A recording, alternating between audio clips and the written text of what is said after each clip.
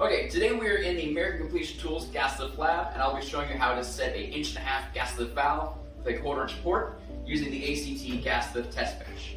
Now the first thing you're going to want to do is remove all the tail plugs from your gas lift valves and then place them into a water bath to allow them to normalize to 6 degrees Fahrenheit for a minimum of 20 minutes before conducting any testing. For the sake of demonstration in this video, we'll be setting a gas lift valve to 775 pounds at test rack open. There we have this valve here that's been sitting in the water bath for over 20 minutes, so it should be sufficiently down temperature for us to test. I will remove the tail plug.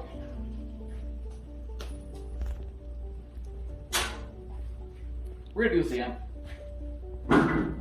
Place it in the test rack to verify the test rack open pressure.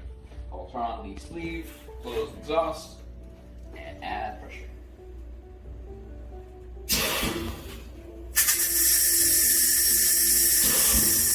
Alright, so we're at test rack open. As you can see, the open pressure is approximately 650 pounds, which is actually insufficient for our targeted test rack open of 775. So I want to take this out of the fixture, take it over to the charging station to bring it up to a working pressure, which we can finally bring down to the actual test rack open value. Okay, so now we're going to charge the gas lift valve. Now in accordance with API 19G2, we should charge this to 100 pounds above the TRO we're intending to set, which in our case would be about 900 pounds. Now I've preset the regulator on this tank to 900 pounds. So I will attach the charging adapter.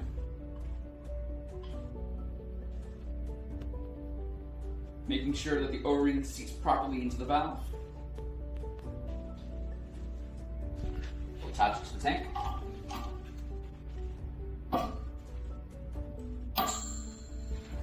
And we will add air to the valve.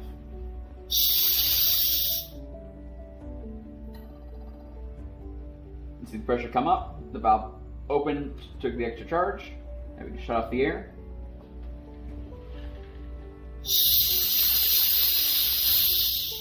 Then the excess nitrogen, and remove the charging adapter. Now after this, we will put it back into the water bath to cool for 20 minutes minimum before continuing our testing. Okay, now we've let the valve cool in the water bath for 20 minutes. We're going to verify the test rack open to ensure the valve took the charge from the nitrogen tank as we expected. So now I will close the valve, turn on our gauge, and slowly apply pressure to the valve.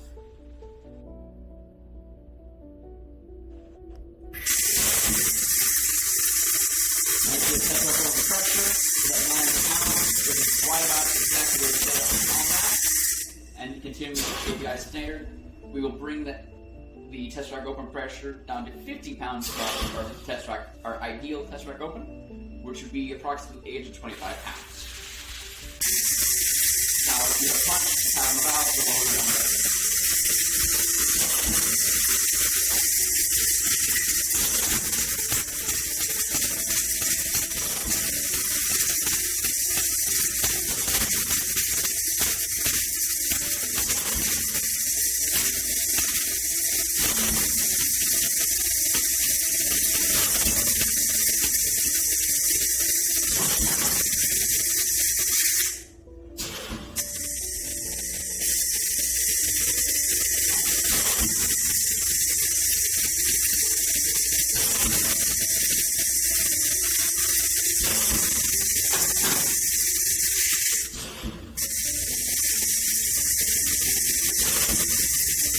Our test rack open pressure is approximately 25 pounds.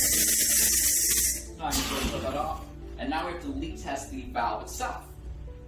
Now to do so, I will use this fitting here and that gauge there. And continuing with the API standard, we're allowed 1.45 square cubic feet per hour of leak by within this valve. And that's at test rack close, which for our current dome pressure is approximately 773 pounds. Now, as you can see, we're still well below that pressure and well below on our leak by. So this valve is cleared and ready for rating. Now that we've set the test rack open pressure on the valve, we should need to put it into the agent. Now, the first thing to do so, we put the tail plug back in. We're at the crush washer.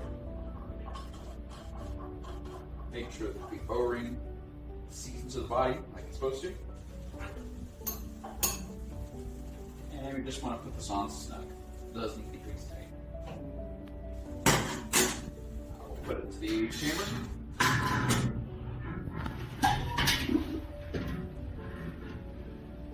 And that will fill up the water. Do this in a couple different stages. First, we're going to fill it up to about where the lid touches. Then we'll put the lid on, and then we'll purge the last of the air out of the system so there's no air trapped anywhere inside of it.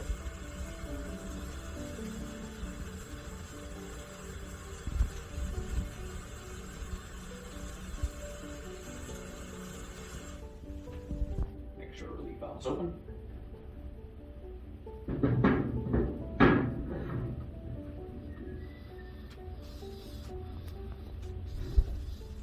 Now it should be free for a little bit, and you'll feel the O-ring catch on the inside. It'll be a little bit stiffer, but it should be smooth screwing on. Now with the seat all the way down, I'll close the vent, turn on the water pressure, get pressurize just a little bit. I'm going to crack this just enough to let the air escape.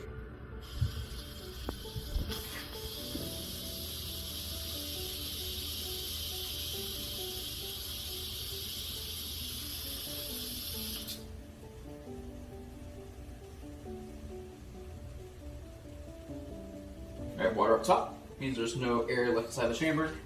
We're ready to do the actual aging process. Now to do so, we will turn on the fluid booster. We'll bring it up to 5,000 pounds 3 times. For the first 2 times, we'll bring it up there just for a couple moments. We'll let it drain back down, bring it up again, back down again, and on the third and final time, we'll bring it to 5,000 pounds and hold it for 15 minutes.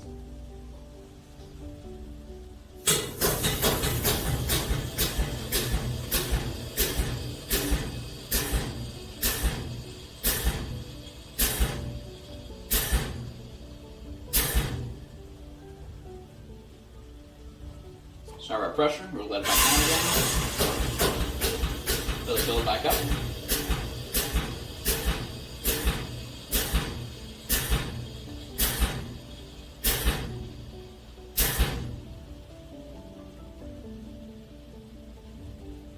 Let it down again.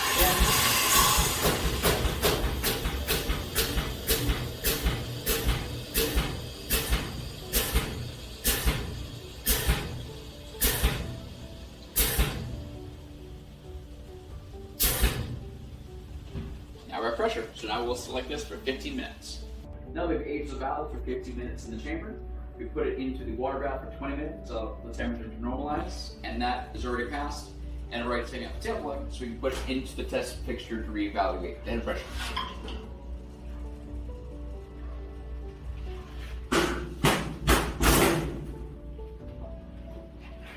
Now what we're looking for here is any major deviation to the head pressure.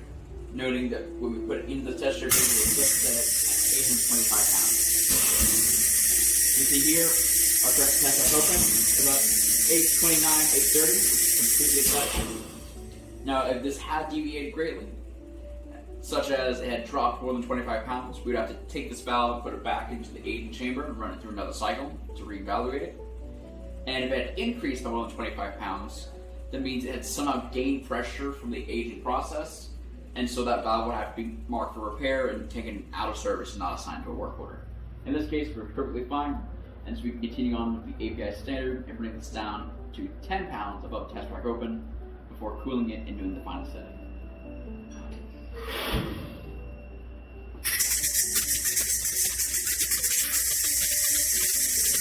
Step on above our test rack open to bring that to 785 pounds.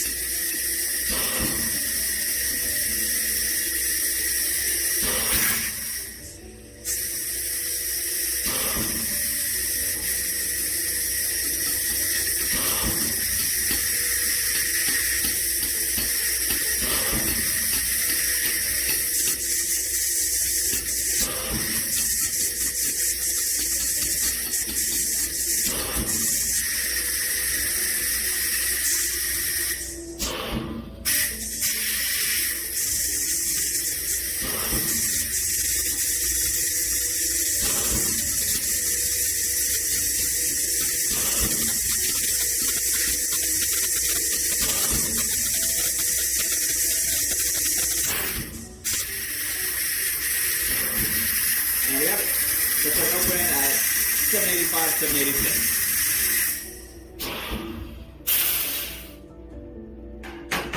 Move this from the test fixture back in the bath to normalize for another 20 minutes.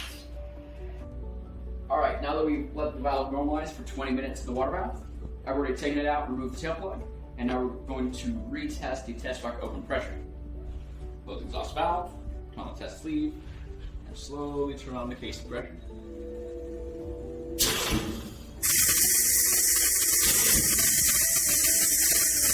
About 780, which is a little lower than test rock open pressure we want, and so it's going to tap down to that final pressure of 775.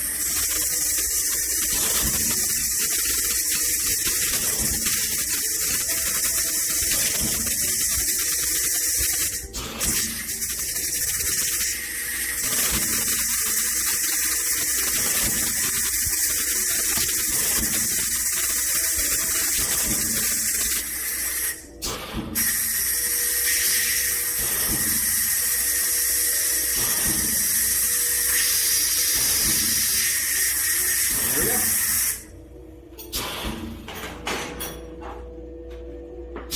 Now we write down the test pressure on the side of the valve, reinstall the cap, torque it down, and